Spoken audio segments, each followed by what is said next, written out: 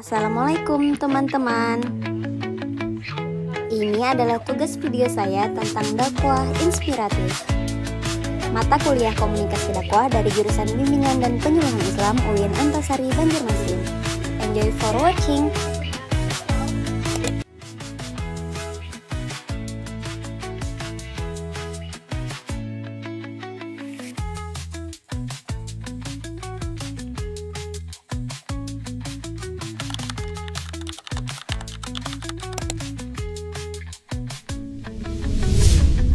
Seringkali sebagian orang menganggap universitas pertama di dunia berada di benua Eropa atau Amerika.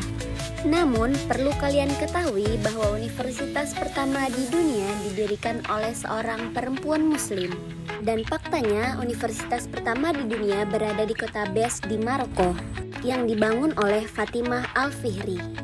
Seorang perempuan hebat ini mungkin terdengar asing bagi kita. Tapi berkat jasa-jasanya, beliau telah memajukan keilmuan dunia terkhusus kepada umat muslim. Keluarga kaya dan bangsawan.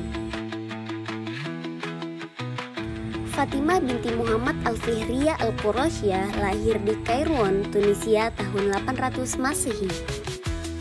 Beliau juga sering diberi julukan Al-Banin yang bermakna ibu dari anak-anak Fes. Dikutip dari laman Republika, Fatimah Al-Fihri hidup dalam keluarga yang sangat kaya dan keturunan bangsawan. Meskipun dengan latar belakang seperti itu, keluarga Fatimah memiliki jiwa sosial serta kepedulian terhadap sesama manusia. Dengan sikap yang dermawan membuat keluarga ini selalu menyambung tali silaturahim dengan segala kalangan. Fatimah memiliki adik yang bernama Maryam. Bersama adiknya, dia menunjang pendidikan yang layak. Mereka berdua tumbuh dalam lingkungan yang cinta keilmuan, seperti ilmu agama dan ilmu sains, terkhusus arsitektur dan bangunan. Pada awal abad ke-9, Fatimah beserta keluarganya bermigrasi dari kota Kairouan, Tunisia menuju kota Fes di Maroko. Warisan untuk orang banyak. Seperti yang kita ulas sebelumnya, bahwa keluarga Fatimah sangat peka terhadap kondisi sosial masyarakat. Hal inilah yang menjadikan Fatimah memiliki sikap dermawan serta peduli kepada sosial. Mengutip dari IDN Times, pada saat Fatimah pindah ke kota Fes di Maroko, yang pada saat itu menjadi kota paling maju dengan kekayaan budaya dan agama, dan aktivitas ekonomi di sana berkembang dengan sangat pesat, hingga menciptakan harmoni di antara budaya kosmopolitan dan budaya tradisional. Hingga kota ini menjadi salah satu kota muslim yang berpengaruh besar dan diperhitungkan.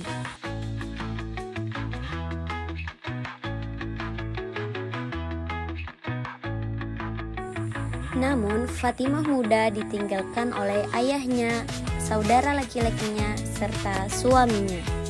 Dari sinilah Fatimah bersama saudara perempuannya mendapatkan warisan yang cukup banyak, dan harta ini mereka gunakan untuk kepentingan masyarakat. Universitas pertama di dunia. Pada abad ke-9, saat Eropa tertatih-tatih dalam dunia pendidikan, peradaban Islam di Maroko sudah memiliki lembaga yang beroperasi sebagai universitas pemberi gelar akademik tertua di dunia. Tip dari Ancient Origins Liputan6.com bahwa Universitas Al-Qarawiyyin diakui oleh UNESCO and Guinness Book of World Record sebagai universitas tertua di dunia. Bahkan universitas ini hampir 100 tahun berdiri sebelum berdirinya Universitas Al-Azhar di Kairo, Mesir. Dan universitas pertama di dunia ini merupakan hasil dari jasa besar Fatimah Al-Fihri.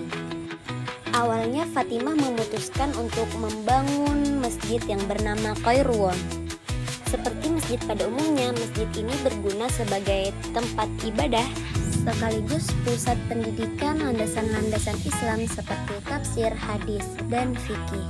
Namun dalam perkembangannya, Kairouan berinovasi mengajarkan ilmu-ilmu lain seperti astronomi, fisika, sastra, dan lain-lain.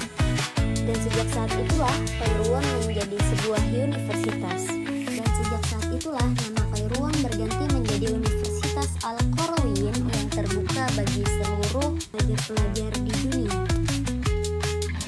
Salah satu perpustakaan tertua di dunia, Al-Qarawiyyin ternyata bukan hanya sebagai universitas tertua di dunia, tapi juga sebagai salah satu perpustakaan tertua di dunia.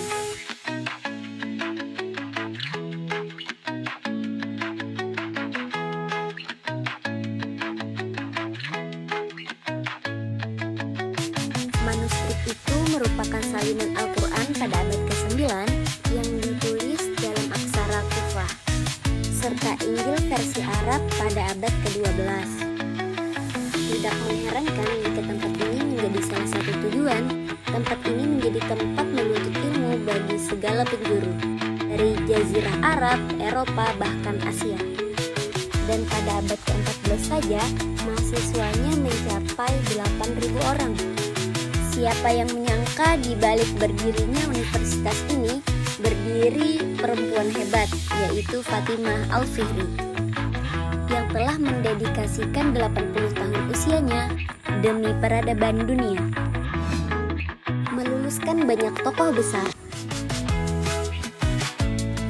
Dalam sebuah literatur barat, Universitas Al-Qarawiyyin menggapai masa keemasannya saat Afrika Utara di bawah kekuasaannya Al-Muwahhidun dan Daulah Al-Mariniyah pada abad ke-12 dan abad ke-15, sebab kedua dinasti ini sangat mendukung pendidikan.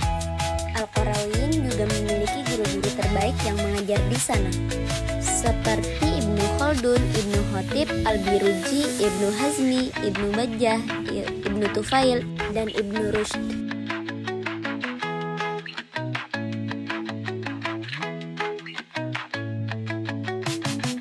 Tidak hanya itu saja, universitas ini juga meluluskan banyak tokoh penting seperti Muhammad bin Al-Haji, Al-Abdari Al-Fasi, Ibnu Rusaid Al-Sabti, Abu Imran Al-Fasi, seorang teoretikus terkemuka dari mazhab Maliki dan Islam.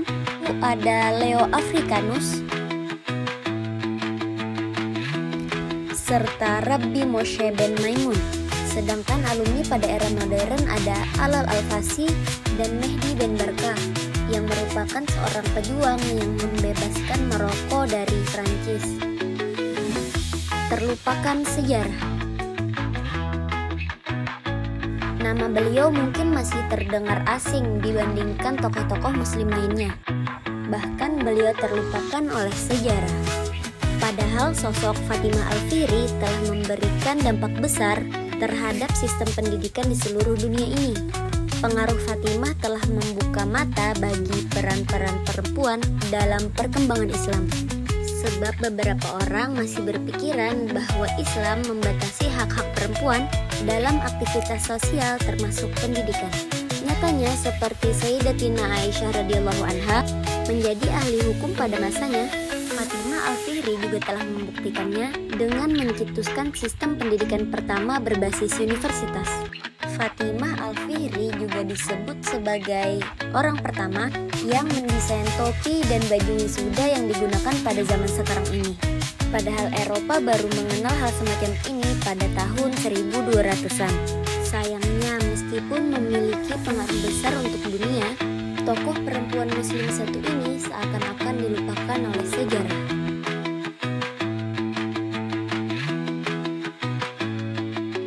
Nah, cukup sekian dari saya. Hal yang dapat diambil dari penjelasan saya tadi adalah pendedikasian yang tinggi untuk ilmu, kepedulian sosial dan amal jariah, kreativitas dan visioner, ketangguhan dan konsistensi, serta kepemimpinan yang berwawasan. Semoga bermanfaat teman-teman. Wassalamualaikum warahmatullahi wabarakatuh.